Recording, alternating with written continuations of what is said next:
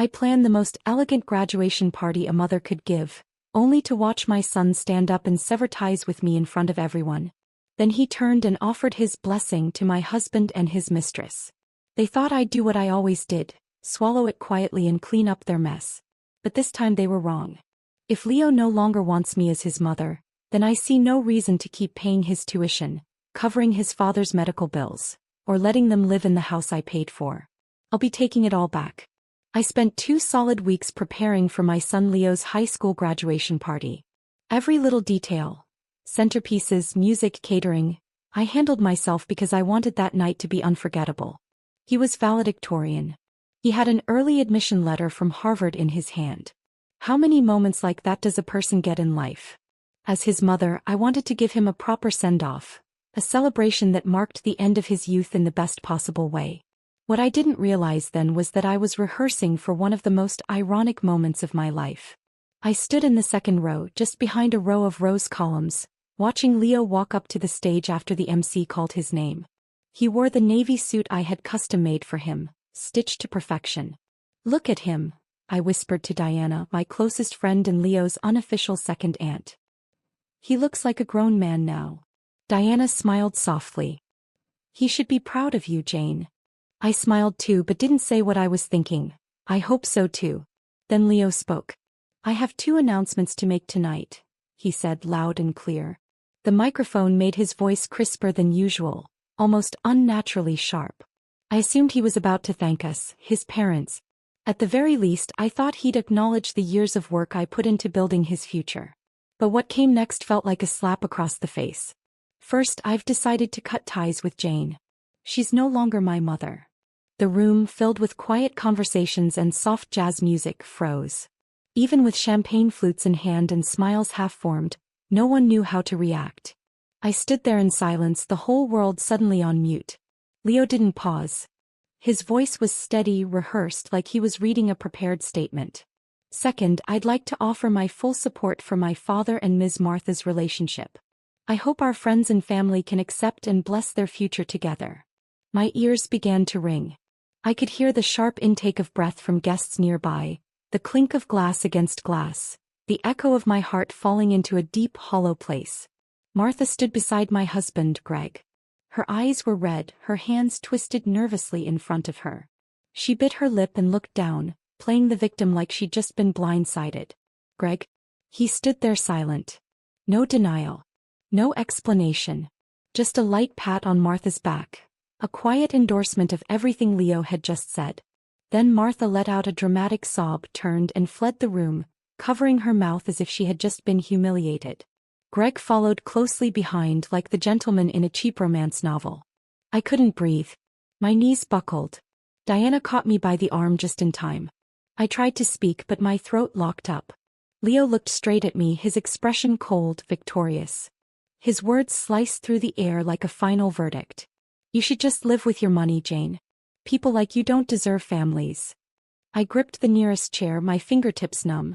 In a matter of minutes, I'd lost a son, a husband, and everything I thought I'd built. Years of sacrifice gone with a sentence. Behind me, Diana's voice rang out like a battle cry. "You little bastard." She stepped in front of me like a lioness, shielding me from view, her voice rising with fury. "What the hell is wrong with you, Leo? That's your mother up there. Everything you wear, everything you've eaten, every single lesson and opportunity, you got it because she broke her back for you. Do you have any idea what that means?" Leo slapped the table, unfazed. "No one asked her to do that. She did it for herself. A real mom stays home, builds a family, not someone always working, always out, acting like she's saving the world. Martha held this family together, not her. I didn't even know how it got to this point. I remember holding him through fevers, racing to the ER in the dead of night. I remember writing his first speech in elementary school. I remember juggling clients and calling in every favor I had to find the right tutor when he started middle school. But he doesn't remember any of that. He erased it all.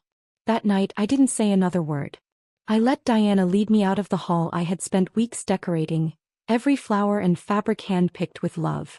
Behind me were whispers, Greg's silence, the housekeeper slipping away quietly like she didn't want to be part of the fallout. I know this didn't start that night, but it ended that night. It was the final straw. From that moment on, I stopped trying to prove I could be the kind of mother they demanded. I realized some families stopped being home a long time ago. And some children leave their hearts behind the moment you start breaking yours for them. There are stretches in life you survive on nothing but grit.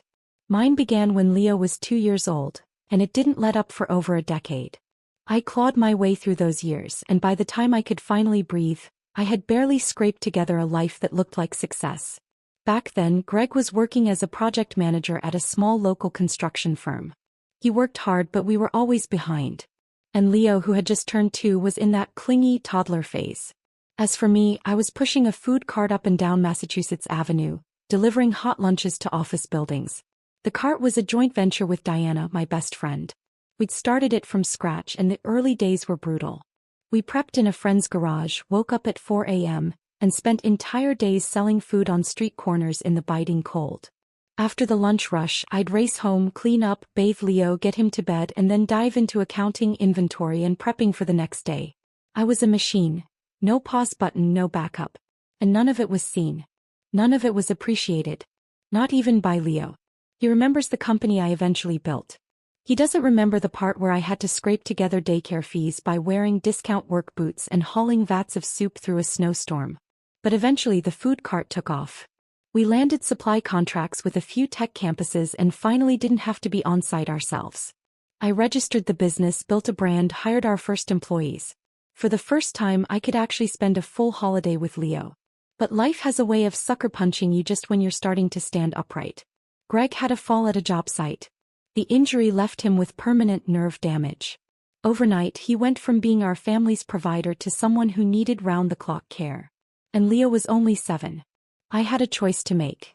Shut everything down and become a full-time caregiver, or double down and become the kind of woman who could truly carry the future on her own. I chose the latter. So I started leaving the house at 6 a.m. and getting home after 9 p.m., 6 days a week. Most of the time, I relied on security cameras to check if Leo had finished his homework, if Greg had taken his meds, if someone remembered to shut off the dryer. That period felt like living with my heart soaked in vinegar, sour, anxious, and constantly stinging. But I couldn't afford to break. 5 years ago, Greg's doctors recommended hiring a live-in caregiver. I was burning out. My stomach had started bleeding from the stress. A client of mine referred someone she trusted. A private assistant with a nursing background. Her name was Martha. She showed up polished, soft-spoken, well-mannered. Leo took to her immediately. "She's great," Greg said after the first day. "Really attentive. Sweet too." And that night, for the first time in years, I exhaled. It felt like someone had finally lifted a weight off our chest. What I didn't realize then was that in catching my breath, I'd opened the door too wide. Martha's role expanded from daily caregiving to something more intimate. At first it was little things. She'd light scented candles in the living room. She taped a dinner menu plan to the fridge. Then I started hearing strange comments from Leo. "Are you going out of town again? Why don't you ever have time? Martha's just warmer." The real punch to the gut came when I was flipping through an old ledger and found one of Leo's old sketchbooks. In it was a drawing of a family, 3 people. Greg, Leo, and Martha. Not me. I closed the book quietly and slid it back on the shelf. I didn't want to believe it. I told myself he was just a kid. That when he grew up he'd understand. That Greg was just lonely and needed someone to talk to. But now I know. Some cracks once opened only keep spreading. By the time I realized Martha wasn't just a temporary caregiver, she'd been living in our house for 3 years, working for us for 5, and she and Greg had developed a quiet understanding. Leo treated her like a second mother. Or maybe his only one. Me. The woman who built this house, held it together, paid every bill, every debt. I'd become the outsider. The cold one. The one who didn't get it. They never said it aloud. But I could feel it. When I came home late from work, Leo no longer ran into my arms. He'd just sit at the counter eating one of Martha's desserts and say flatly, "Did you eat yet?" Eventually I became afraid to come home. Afraid of walking into the house I'd built from nothing, only to find it warm and buzzing. But not for me. Like I was a guest in someone else's home. Uninvited. I kept thinking I could fix it. That I just needed more time. More effort. That one day Leo would see the truth. But when he stood on that stage and said, I no longer consider Jane my mother. I finally understood. Some distances can't be crossed, no matter how hard you try. The next morning I woke up even earlier than usual. The moment my eyes opened, last night's scene played on a loop in my head. Leo on stage, his two sentences magnified, repeated, crushed into my chest like wet cement. I couldn't breathe past it. Diana showed up early. She didn't say much. Just sat at the kitchen bar, sipping the herbal tea I made for her, keeping me company in silence. I wiped down the table again and again, as if scrubbing it clean could somehow erase the shame from the night before. I think I want to try one more time, I finally said. She looked at me, calm but firm. Just remember, dear, whatever happens, you owe him nothing but your truth. I nodded, then got in my car and drove to their apartment, the one in my name. I'd bought it for Leo to live in before college. Now it housed the three of them like some makeshift home. As soon as I stepped inside, I heard Martha in the kitchen frying eggs. Greg sat at the table watching TV. Leo was on a bar stool in pajamas chewing on toast. No one stood up. No one said hello. Leo, I said as evenly as I could, can I talk to you alone? He didn't look up. Just kept chewing. Whatever you want to say it here. I swallowed the tightness in my throat and lowered my voice. I know I missed a lot while you were growing up. I was always working when you probably needed me most. But that wasn't because I didn't care. He looked up briefly, his eyes cold. Are you trying to make me feel guilty now? I shook my head. No. I just want you to know, I'm willing to change. I can step back from the company, spend more time with you and your dad. We're still a family. Leo let out a dry, humorless laugh and dropped his toast. A family? Didn't you get the message last night? I turned toward Martha. She didn't miss a beat, still flipping eggs like nothing was happening.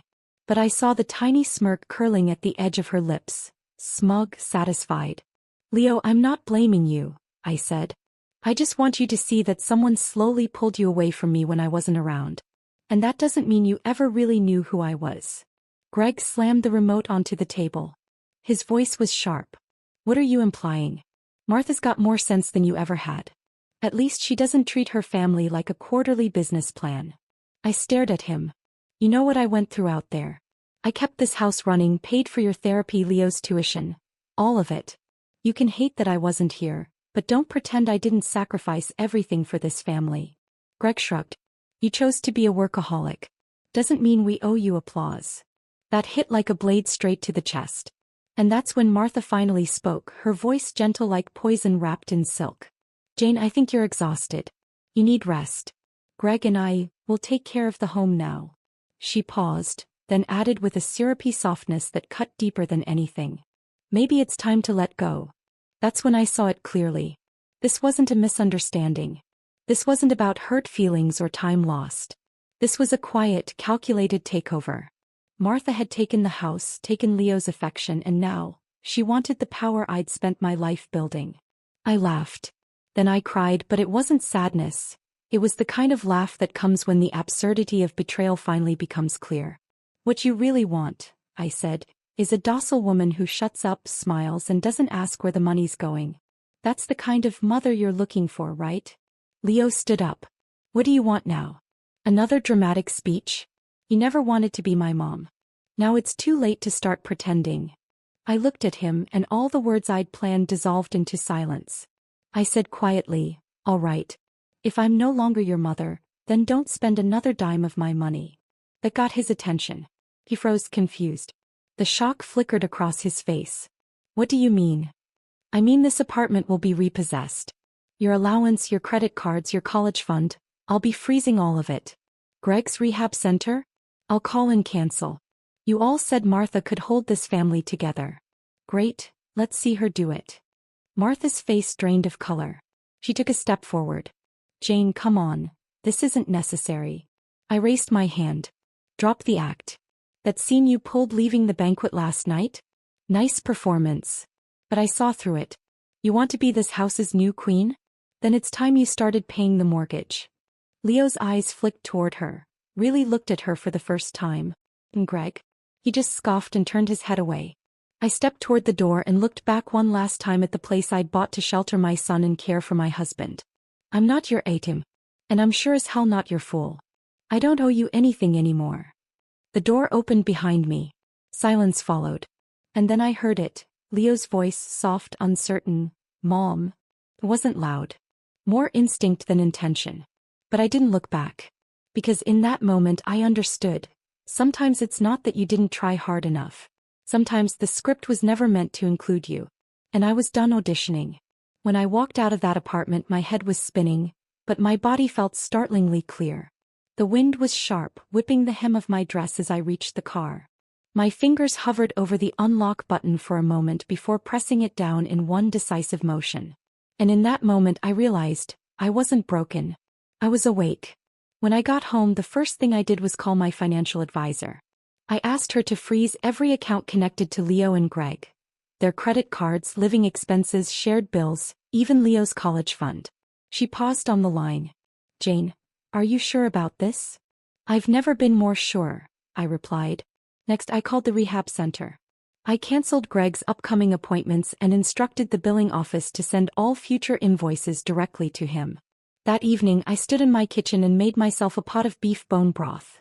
My favorite. It had been a long time since I did something just for me.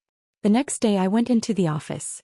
My desk was spotless, the light falling across the hardwood floors like a soft curtain.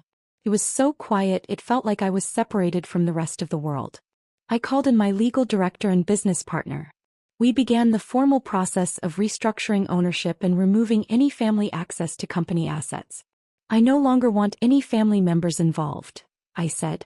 My voice wasn't loud, but it left no room for negotiation. Then I called my family attorney. I'm ready to start divorce proceedings. As soon as possible. She hesitated. Jane, are you absolutely sure this is the path you want? I glanced down at the copy of our marriage certificate on my desk and said quietly, I've been sure for a long time. I just finally stopped second-guessing myself today. I stayed at work until late that night. When I finally closed my laptop, I sat by the window and watched the lights flicker on across the city. The car lights along Massachusetts Avenue moved like a river. Far off in the harbor, a lighthouse blinked steadily. And for the first time in years, a sense of calm began to drift from my shoulders to my chest. I knew I needed to leave that house. Not because I no longer belonged, but because it had never truly welcomed me. The following morning, I packed a small suitcase in my laptop, then drove north to a little apartment I'd bought years ago, thinking it might be my retreat when I retired. It wasn't big, but it was quiet. And when I opened the windows, I could see the ocean.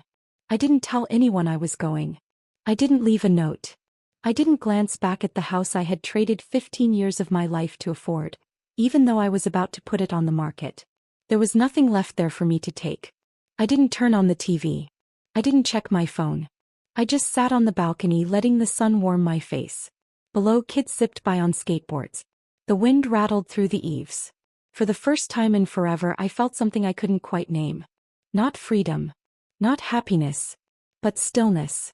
Like someone who'd finally stopped running while dragging a weight behind her. I spent the rest of the day sorting through old files. I deleted the synced photo albums from Leo's childhood. I removed Greg's name from my contact list. I submitted a request to my bank to update the beneficiary on my accounts. And I booked a meeting with my estate attorney to revise the trust. After I cut them off, I didn't reach out. But news still found me. The first call came from my property manager. Ms. Thompson, the townhouse on Parkside Lane has been officially reclaimed. Keys returned. Previous occupants cleared out. Any trouble? Nothing major, he said. Though one of the female tenants seemed a little distressed. But it's all handled now. They moved out 2 days ago. I hung up without a flicker of emotion. It felt less like reclaiming a property, and more like finally evicting a squatter from my peace. When Diana dropped by, she brought a special gift. A printed photo of Martha in a supermarket uniform, pushing a restocking cart. Greg was slouched by the register, bracing his bad leg, looking sallow. They look like a deleted scene from a bad TV drama, Diana chuckled, sipping her coffee. Martha's tagging discount stickers. Greg's pushing carts. Still think they're in the mood for romance. I didn't respond. Just gave a faint smile. His karma never needed my help. It always arrives on schedule. Word is they're renting an old duplex out in the suburbs now. Dry grass covering the yard. Faulty heating in the winter. After I froze Leo's college fund, his financial aid application hit a wall due to Greg's undeclared income. The scholarship he was banking on didn't come through. His grades plummeted. And now, even his admission status is in jeopardy. When Diana told me, I scratched a line across my notepad with the pen in my hand. He didn't even show up for the state math competition, she said. Last year you hired a Stanford grad to coach him. I nodded. I'm not gloating, Jane, she added, her tone softening. But he needed to fall like this. He needed to learn. Without your home, he can't stand on his own. That afternoon, I booked a massage and signed up for a facial at a nearby spa.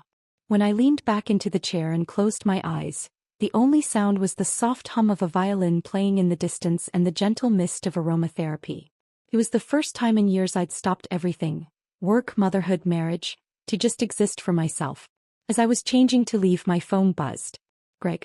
I didn't answer. 3 minutes later, an email landed in my inbox. Sender, Greg. Subject, negotiation. I opened it. It was a rambling letter, poorly structured and clearly rewritten a dozen times. The first few paragraphs leaned on old sentiments. We were once husband and wife. Leo needs stability. The middle shifted to guilt-tripping. You're still the financial backbone of this family. And the last line finally showed its true face. $10,000 a month. Paid in installments. For Leo's living expenses and my continued rehabilitation. I let out a short laugh and hit forward, sending it to my attorney with a subject line that simply read, "Please draft a formal response." The next day, I had my assistant schedule a meeting with Greg at the coffee shop downstairs from my office. I didn't want him anywhere near my actual workspace. That place was clean, unstained, and he didn't deserve to contaminate it. He showed up in an old pilled wool coat, face pale and drawn, hair unkempt. The moment he sat down, he gave a shallow cough and tried to sound pitiful. Leo hasn't been doing well. And Martha's under a lot of pressure. I didn't move. Just stared at him. He gave a dry chuckle, then cut to the chase. You know Leo's still in school even if he's legally an adult. You can't seriously expect me to believe you're just cutting him off. Didn't he make that perfectly clear last week? That I'm no longer his mother?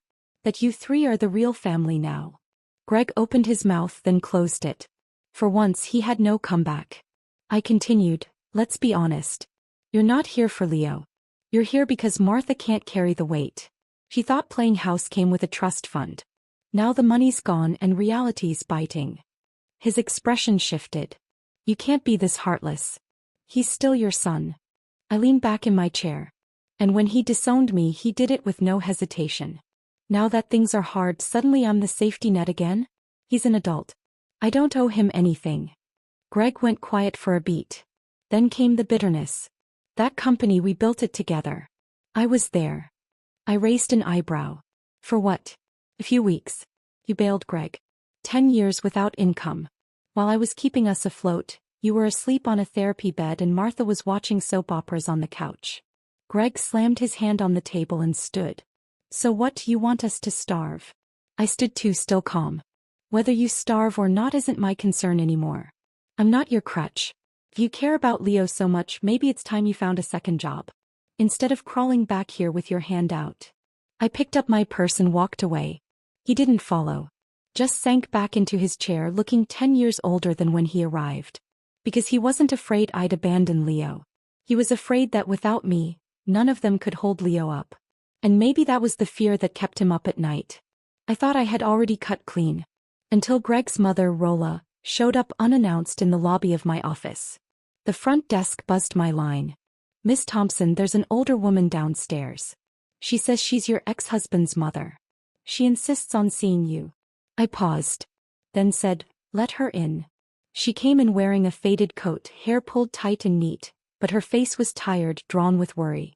Jane, she said, barely sitting before launching into it. Greg's in bad shape. Every day worse than the last. Leo's lost weight. Barely talks anymore. You're a mother, how can you be this cold? I didn't respond. Just handed her a cup of tea. I heard they moved.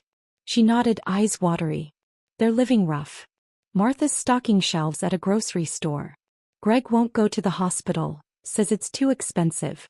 I'm just an old woman, Jane. I can't help them. That's why I'm here. I thought of the email Greg sent me, his desperate plea for $10,000 a month, and smiled slightly. They disowned me, remember? I said. She faltered. The forced smile on her face cracked. But she quickly covered. Leo didn't mean it. It was heat of the moment stuff. He's your son. Greg, he was your husband. Ex-husband, I corrected. Her smile froze. So, your family. You can't just watch them suffer. Greg's medications, he's using cheap substitutes now, ones Martha's friends can get under the table. She reached into her bag and unfolded a piece of paper, laying it on my desk like a final plea. This is last month's medical bill. Just take a look. Maybe there's something you can do. I looked down at the paper and nodded. I'll take a look. She let out a shaky breath, thanked me repeatedly and left. But I kept staring at that list long after she was gone. It wasn't the amount that caught my eye. It was the unfamiliar names of the medications. That night, I pulled Greg's official treatment plan from years ago and compared it line by line. Some of the drugs didn't match. At all. Something was off. I didn't call Rolla back. Instead, I dialed Megan. She manages my procurement team, but more importantly, she's a close friend. And her sister works in the billing department at City Medical. I need a favor, I said. I need you to help me look up a patient's recent records.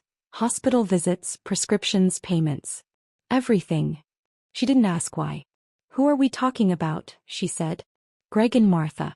I have a feeling someone's been playing games with the money. She answered without hesitation. Give me a day. I hung up the phone and leaned back in my chair, staring up at the ceiling light. It was never about the 10 grand. It was about the fact that they were still using illness and the child to manipulate me. That same tired card, played once again to bind me into guilt. The next afternoon, Megan sent me a message. Jane. You need to see this in person. When I got to her office, she had the paperwork laid out in perfect rows. Hospital billing records, internal logs, flagged notes. Greg did come to the hospital, she said, flipping the first page. But he only had 2 basic visits. The total was under $300. She pointed to a red box on another sheet. But the receipt you got showed almost $4,000 in drug expenses. Half of those. She tapped the chart. Were sourced off the record through private channels.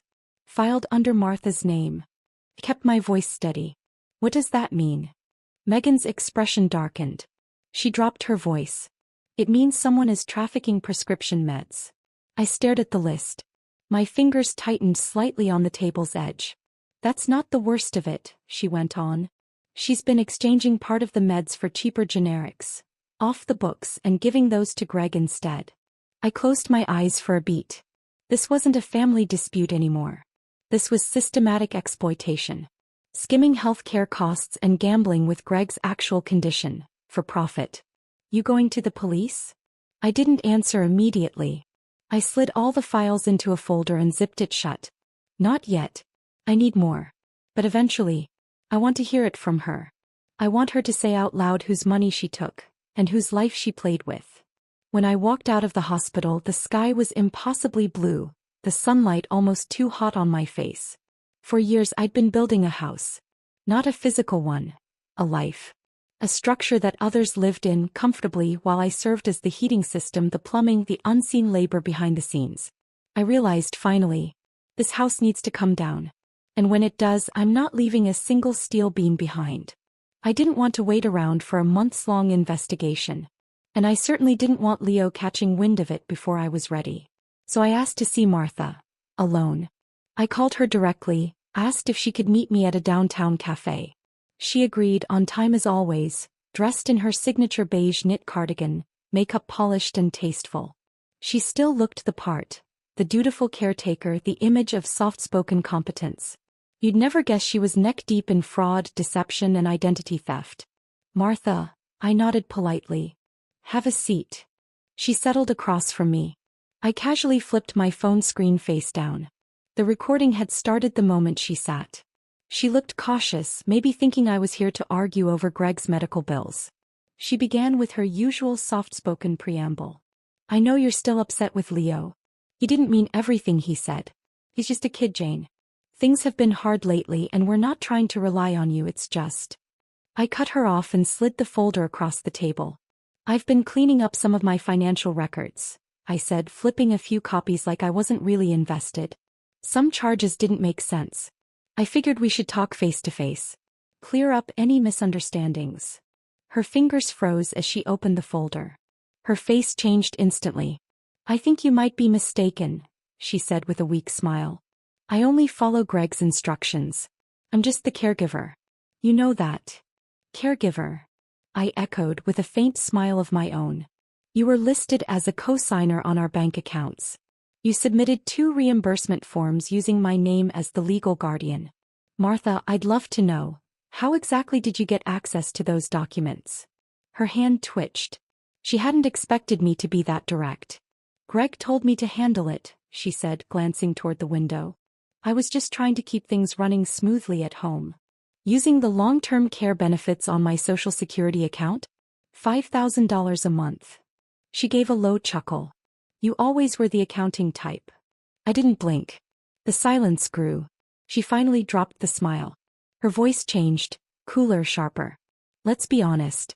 You've always hated that I understand Greg better than you do. That I know how to take care of him. That I know how this house works.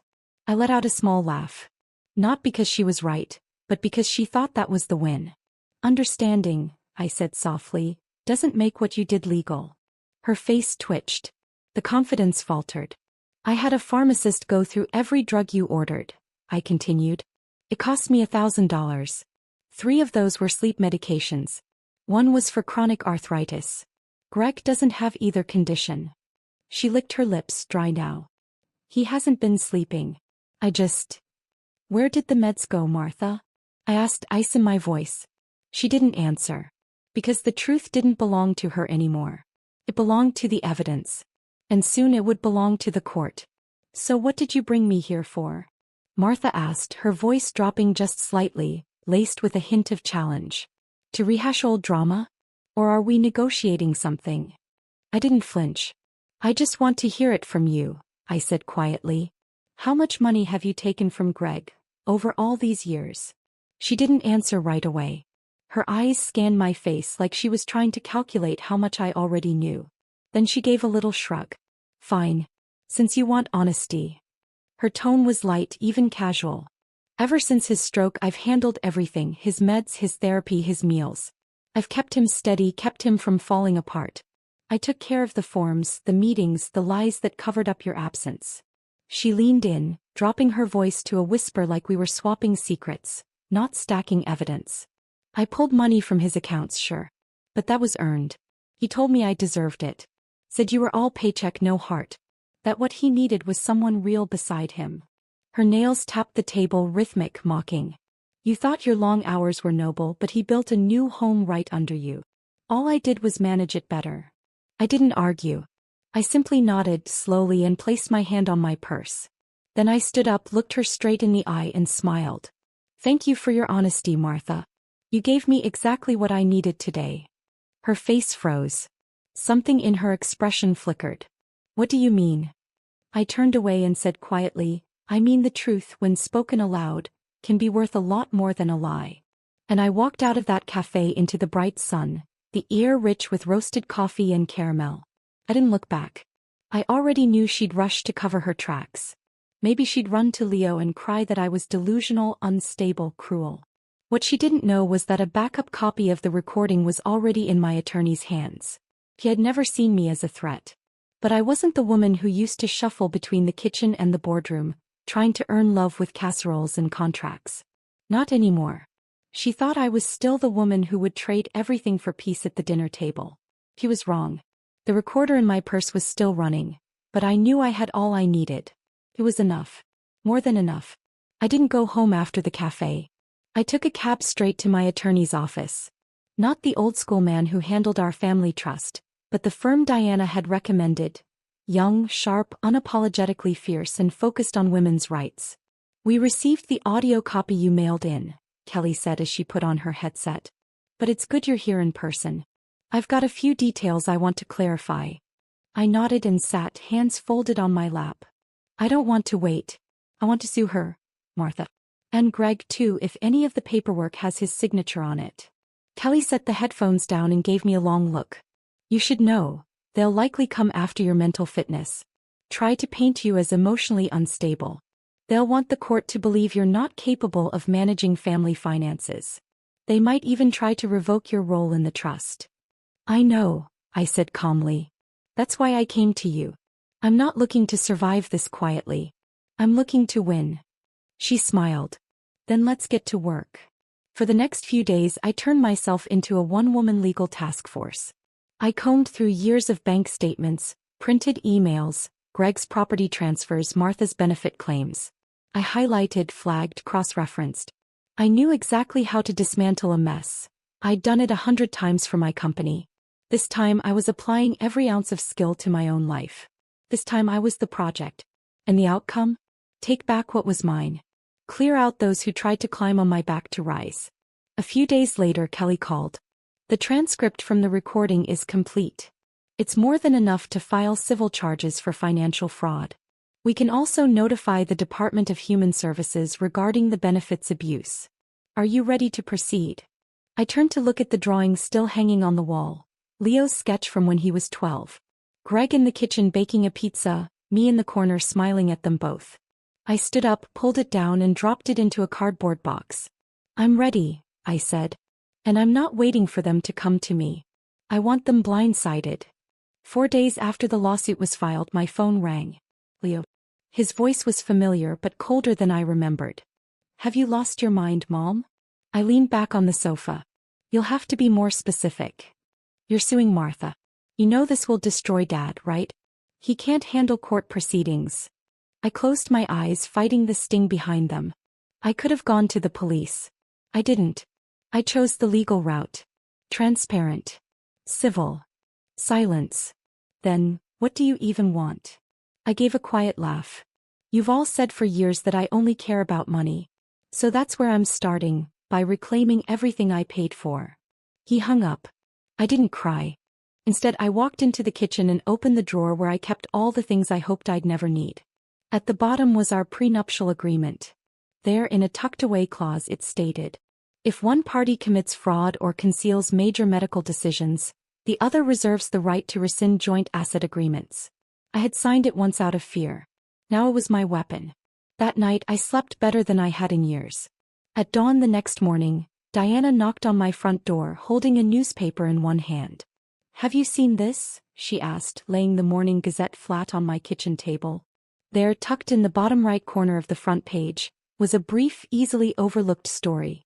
Private caregiver under investigation for identity theft and benefits fraud.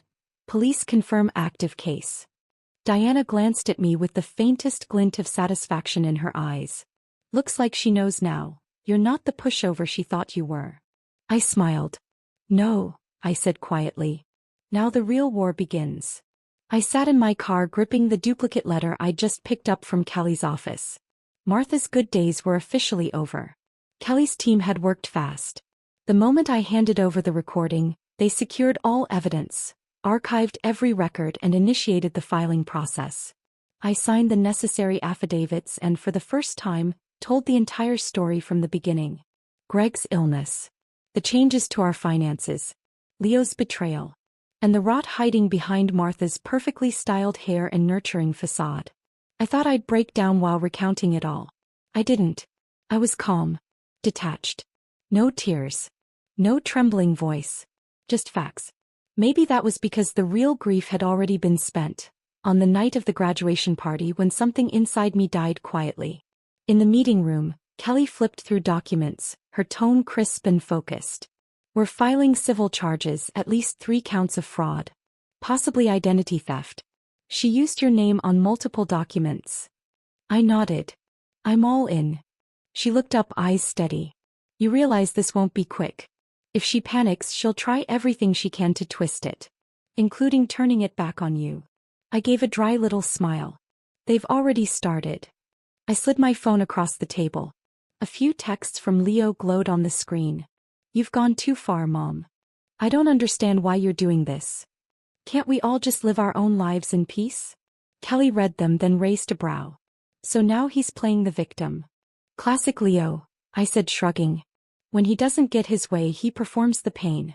The only difference this time, I paused, is that I'm not performing with him.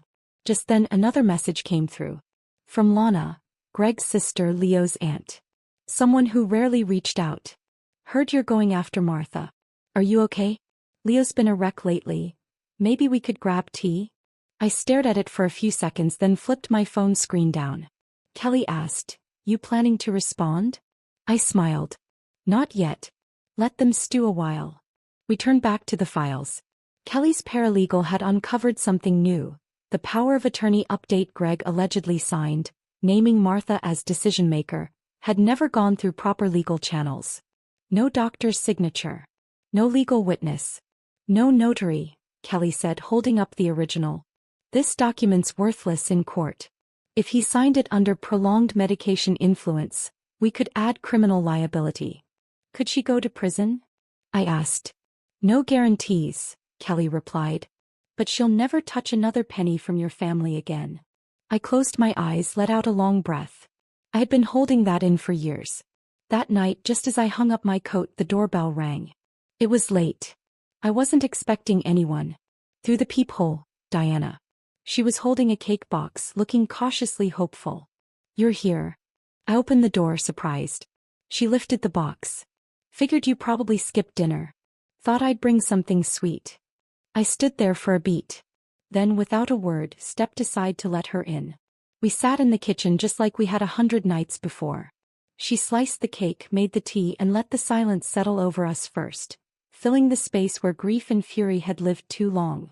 Finally, she asked, "You're really taking them to court?" I nodded. They didn't leave me a choice. She didn't argue. Didn't lecture. Just topped off my cup with more hot water. Then don't you dare go soft.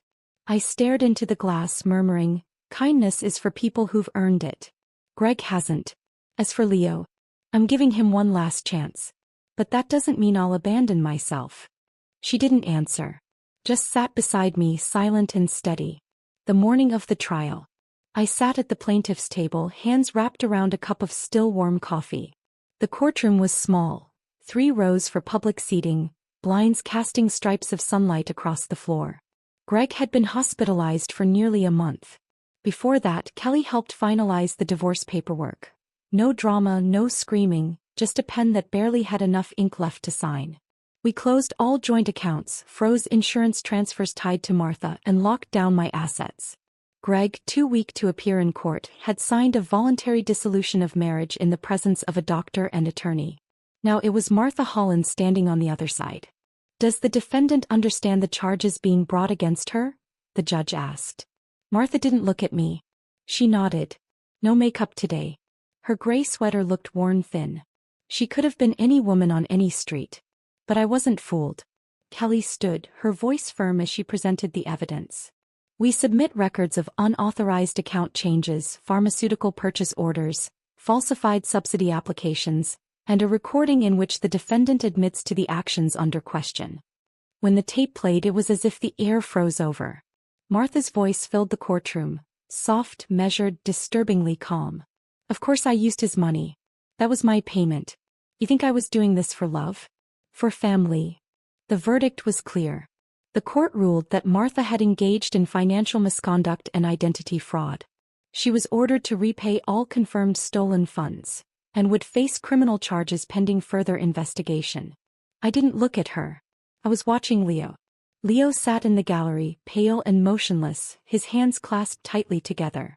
He didn't move, didn't blink, as if frozen into the moment, carved into stillness. It wasn't until Martha, under repeated questioning, finally admitted to manipulating Greg's compromised mental state to change parts of the financial authorizations, that something in Leo cracked. His eyes reddened. He wasn't wearing the mock turtleneck sweaters Martha had always picked for him. Instead, he'd pulled on his old college jacket, faded but clean. And in that moment he looked like a young man who had finally stepped out of the fog, disoriented, standing in the heart of the truth, not sure whom to blame or even where to begin. The final judgment wasn't harsh. Martha was ordered to repay $120,000 in misappropriated funds and sentenced to 18 months of community correction. But it wasn't the sentence that broke Leo. It was the collapse of everything he thought was home. I didn't stay to see them leave the courtroom. Instead, Kelly and I moved on to finalize the last piece of my own chapter. My divorce from Greg was now officially filed and processed. Under our prenup, I retained my original capital and all individual income streams. The assets acquired during the marriage, Greg's portfolio gains, the coastal house, several trust accounts, and a portion of his retirement fund, were split according to agreement. I kept the old house. And from my share, I established a new trust to fund care resources for patients with Parkinson's disease. That night when I got home, Diana was already waiting in my living room. She sat with a cup of red tea, eyes gentle but lit with something quietly fierce. "You won," she said. Then she added with a half-smile, "Even your revenge was elegant." I set my bag down, allowed myself a small laugh. "I didn't win. I just stopped running." She nodded, then paused. "Leo came by," she said. "Said he wants to apologize. In person." I didn't answer right away. "Do you want to see him?" she asked. I shook my head. Then nodded. Then finally said, "Not yet." A few days later I received a letter in the mail. The envelope was folded by hand, neatly, carefully. Inside the note was brief. "I've returned the check that was meant for me. I found a part-time job. It's just enough to get by. Thank you for everything you did, for all the years I didn't see it. I'm sorry I didn't open my eyes sooner.